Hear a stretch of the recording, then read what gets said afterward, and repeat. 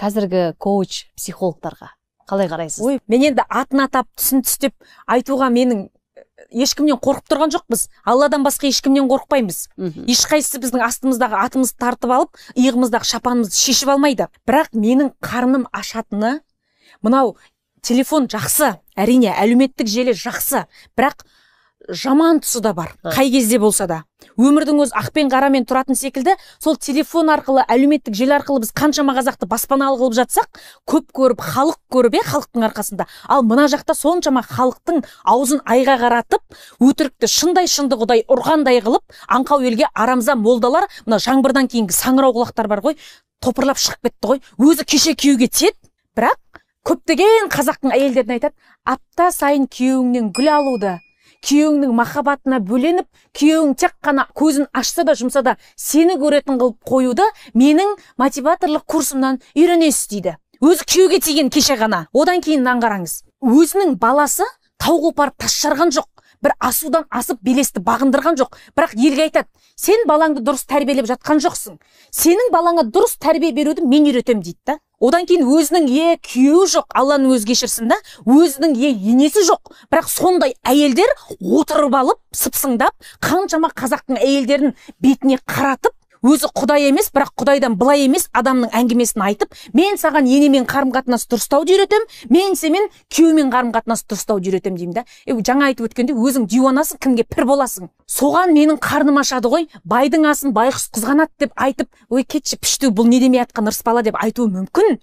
Бірақ бұл жерде адамда сәл ұят болу керек шығар. Соның айтқан сөзіне еріп алып, таңнан кешке дейін соның бетіне қарап отырған әйелдерге менің қарным ашады. Бала шағасының аузынан жырып, соның бұлшылдап айтатын 1,5 сағаттық, 3-4 сағаттық, бір 5 күндік сабағына береді да. Ақылды сұра, төрде отырған ақ жаулықты, көп құрсақты, алтын құрсақты балалары бір елді бетіне қаратып отырған, биін құрғанда би бол, болмаса би қонатын үй бол дейді ғой. Сондай би болатын, би қонатын үй болатын балалар тәрбиелеген, көпті көрген, мынау өмірдің ағы мен қарасын көрген адамнан ақыл сұра. Ол кісі ақыл айтса жарасады. О кісіні ұйып тыңдаймыз. Кеше келген тоқалдар төрменікі деп қоқаңдар дейді ғой. Өздері кеше шығып алып, бүгін ақыл айтады да. Неменде ақыл деймін да, арнасынан тасып бара жатқан. Солар не жеп ақылды болып жатқанын түсінбеймін. Солардың таңғы түскас кешкі асқа не жейсіңдер? Беріңдерші біз деп соны жейік деген келеді кейде менің. Ол жерде мен дұрыс нәрсе айтып жатса, құба қып қой, тыңдайсың. Айтады да, өткенде бір естіп қалдым, инстаграмнан айтады. Сен балаңды емізгің келмесе дейді, емізбей ақ қой дейді. Саған күйеуің ол баланы емізетін тұстана табу керек деп. Қаяқтан табады оны еркек? Одан кейін күйеуіңнің нәскиін жума дейді. Жуғың кемесе дейді, жума. Себебі сенің әйелдік энергияң төмендеп, сенің самооценкаң төмендейді дейді да, сенің бағаң төмендейді дейді.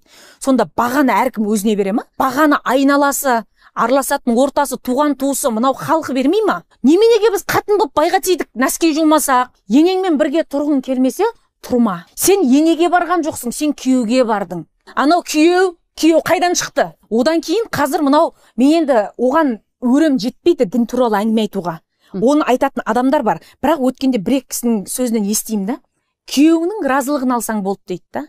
Ал сол күйеуіңнің жәннәті сол анасының табанының астында жатқан жоқ па? Сонда біз кімді тыңдап жатырмыз, нені тыңдап жатырмыз? Мынау енді бір ұлтқа бөлінбей ақ қояйын, бірақ бір кісілер бар ғой, қартайғанда көбінесе әке-шешесін қарттар үйінде өткізіп, я болмаса бір күшікті, бір мысықты құшақтап терезенің алдында отыратын. Біздің қазақ соған апарып бара жатыр ма? Біздің қазақтың аталары, апалары айналасында қаумалаған немересімен ол бәйтерек емес па? Біз сол бәйтерек боламыз болашағы, Алла ұзақ ғұмыр берсе. Сонда біздің айналамыздағы жапырағымыздың бәрі жан жаққа, жел тұрғандай жан жаққа көшіп кетіп қалқайып қартайғанда жалғыз өзіміз қалу керекпіз ба?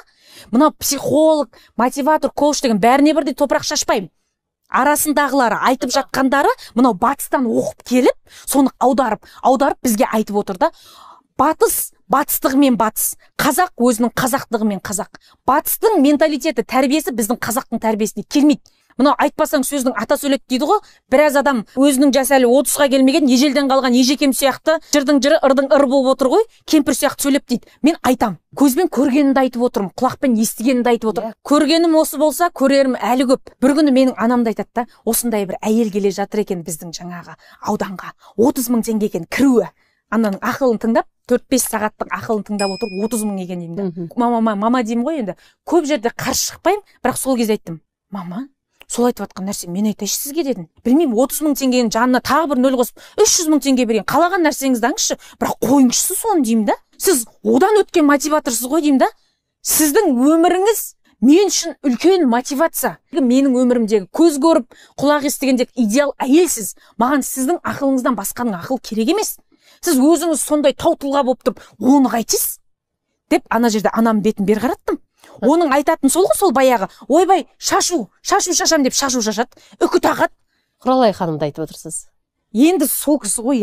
Мен туралы дұрыс пікір айтып сөйтіп жүреді да, жүрген жерінде. Оны енді ел құлағы елу ғой. Мына 30 тістен шыққан сөз 30 рул ерге жетеді. Өзіме айналып келіп жатады ғой. Жамандауға жаным қимайды. Ол кісі де мен сияқты, менің анам сияқты ана, 6 баланың анасы да. Бірақ мен қарсымын. Ол кісі болсын, басқасы болсын, жаңағындай бей берекет ақылы арнасынан тасып, өзінің басындағы қиындықты жаңағы ақшаға сатып отырған адамдардың барлығына қарсымын. Мысалы, сіз маған айтсаңыз, саған қазір барасың, күйеуіңді тыңда да, күйеуіңнің айтқанынан шықпа дейсіз. Иә? Сіз оны өзіңіздің өмірлік тәжірибеңізден айтасыз. Бірақ сіздің күйеуіңіз басқа, менің күйеуіміз басқа. Дұрыс қой. Неше адам бар мына өмірде, сол адамда неше түрлі мінез бар. Әр кәлләда бір қиял, ол қиялды кім тияр дейді ғой. Әр күйеудің басында әртүрлі қиял бар ғой. Бағана басында айтып кеттім, ене мен өзінің қарым қатынасы туралы, иә, жас болды, қателіктерім болды, бірақ оның барлығын жеңдім дейсің. Жоқ, бұл жерде мен күйеуім айтты ғой. Ол менің анам деді. Сен менің балаларымның анасысың деді. Ол мен өмірге әкелсе, сен менің балаларымды өмірге әкелдің. Екі әйел қағыстыңдар ма? Орталарыңа түспеймін. Өздерің шешіп аңдар деді, басын алды да кетті ғой, болды. Мен анамның сөзін сөйлеймін, өйткені анам. Әйелімнің сөзін сөйлеймін, өйткені ол балаларымның анасы. Сендер мені екі оттың ортасына қалдырып отырсыңдар. Екі әйел ұрыстыңдар ма, өздерің татулас аласыңдар. Бірақ мен екеуіңнен де кетпеймін. Деп солай айтты. Қазақтың емі сөз, дауы бөз дейді. Нағыз әйелдерге айтылған нәрсе ғой. Бас жарылып қол сынған түгі жоқ, сол баяғы сумаңдаған сүйір тіл ғой ана жердегі. Сөйлесе келе түсінесің. Қазір енем мысалы айтады, ойбай, Райкам, сенің арқаң осының бәрі деп отырады.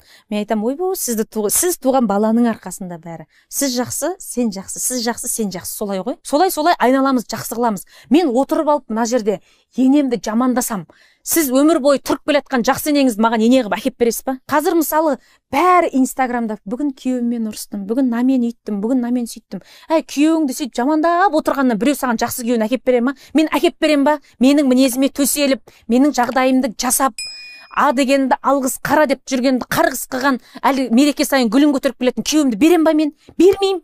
Сіз де бермейсіз мысалы. Жоқ, екі жартын бір бүтін болып қосылдыңыз ба? Отбасы сіздікі, өмір сіздікі. Сол өміріңізді үйіп отқан айрандай қылғыңыз келсе, соған әйелсіз, қырық шырақтысыз, күйеуіңізді де көндіресіз, өзіңіз де сол күйеуге қарай, ығына қарай жығыласыз. Ал ойраныңыз шығып, өмір сүргіңіз келе ма?